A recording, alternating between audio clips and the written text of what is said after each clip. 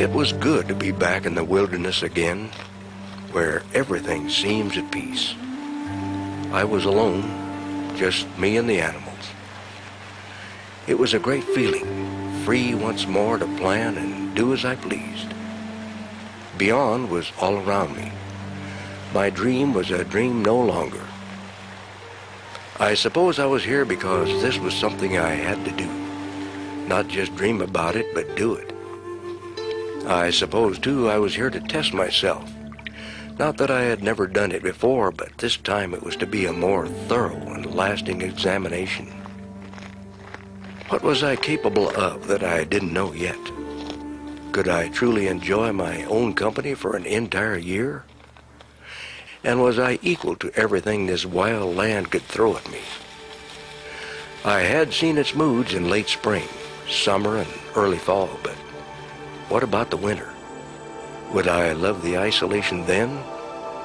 With its bone-stabbing cold, its ghostly silence? At age 51, I intended to find out. Another 100 yards, and I broke out of the brush to my pile of cabin logs I had cut last July. I sat down and leaned against them, and while I chewed on a chunk of smoked salmon, my eyes wandered over the peeled logs. That had been a big job last summer. Hard work, but I enjoyed it. It was cool in the timber, and there were mornings I could see my breath. I had harvested the logs from a stand of spruce less than 300 yards from where they were now piled.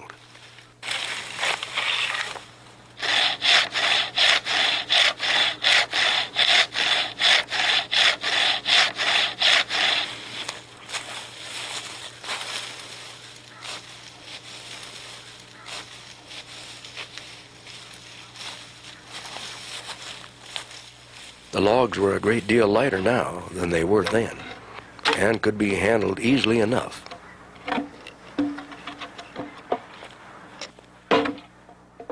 It was in the late spring of 1968 that Dick Proenneke decided to leave civilization behind to live in a pristine land yet unchanged by man, and to roam a wilderness through which few other humans have passed. While carving out a new life in this remote valley known as Twin Lakes, Dick would not only keep daily journals, but would film his Alaskan odyssey with the help of a tripod-mounted camera. It was time to be moving on. I was anxious to get to Spike's cabin to see if it was the way I had left it last September.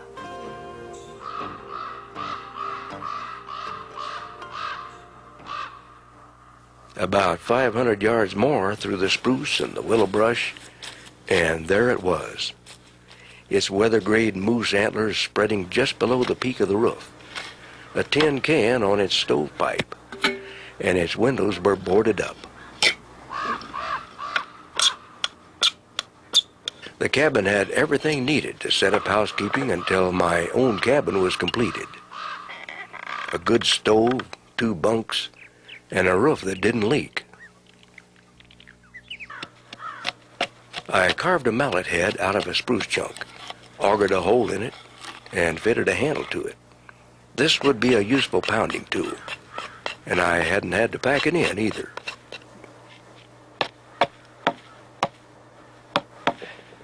The same with the handles I made for the wood augers, the wide-bladed chisel, and the files. Much easier to pack without the handles already fitted to them.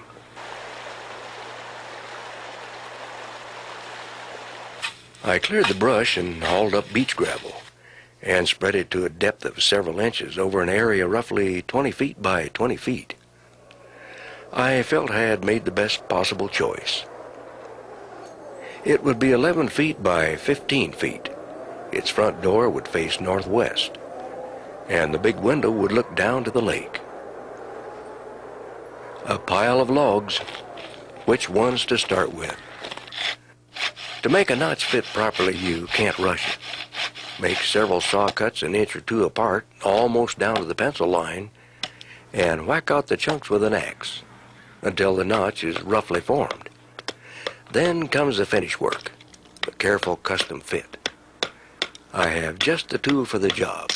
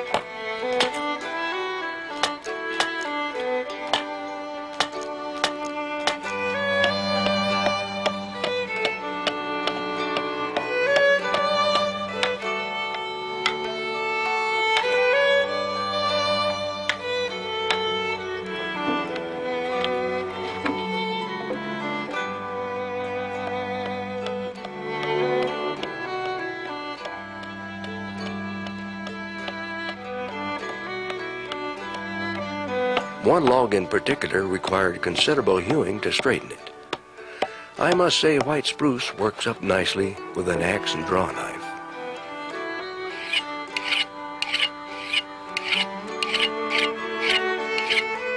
Enough for this evening.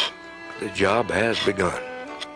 Tomorrow should see more working and less figuring.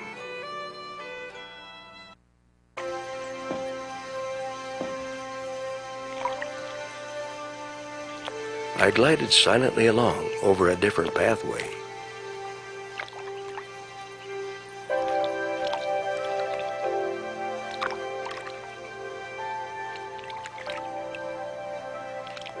The cabin is growing. 28 logs are in place.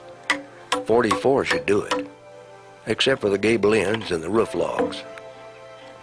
It really looks a mess to see the butts extending way beyond the corners. But I will trim them off later. You can't rush it. I don't want these logs looking as though a Boy Scout was turned loose on them with a dull hatchet.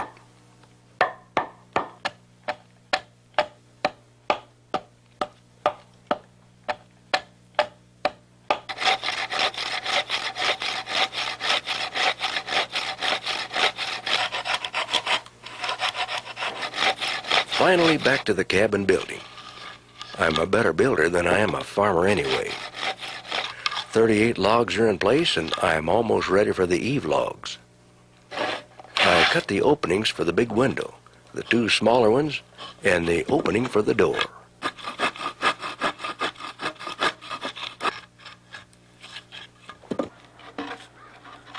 Five logs were very special.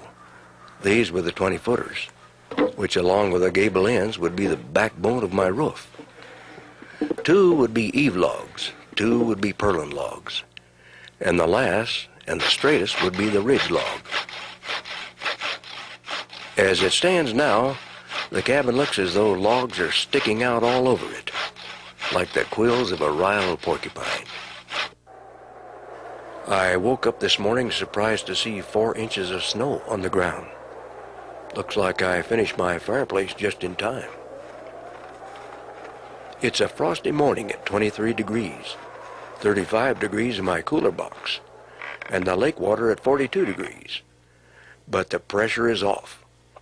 The fireplace is built, and what little there is yet to do can be done regardless of the weather.